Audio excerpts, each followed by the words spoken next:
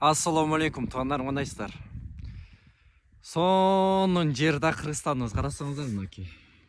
Машалла, өтө сонун, караңыздар. Күн чыгып келатат. Бул папанын суу сактагыч жагы.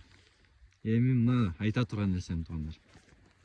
Ушундай келип тургандан кийин мындай булгап кеткенибиз, ыплас нерсе кылганыбыз ушул Аллага жакпайт да туғандар. Келген адамдар да жийиркенет да, караңыздар эми. Ушул нерсени ким жактырат, караңыздар. Ушунча келипсиң, келип туруп жок дегенде өрттөп кет. Мына башка жака таралбай тургандай өрттөп, мындай өчүрүп коюп кайра кетсеңиздер болот да туганда, караңыздарчы эми. Ишелерди алып кетсеңер болот.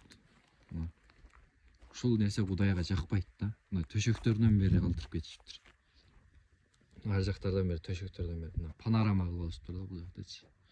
Кооз мына караңыздар, өтө сонун жаратылышыбыз. Күн чыгып келатат мына. Бирок ушинтип кири кылганыбыз бул Аллага да жакпайт, адамдарга жакпайт да. Кийин ушул үчүн да жооп беребиз тугандар. Акыретке баргандачы. Өзүңүздүн ошол бир кичинекей мусоруңуз болсо да аны чөнтөгүңүзгө салып, үйгө алып барып таштасак болот да тугандар. Мусорго алып барып таштасак болот да. Качан оңолобуз тугандар, качан оңолобуз?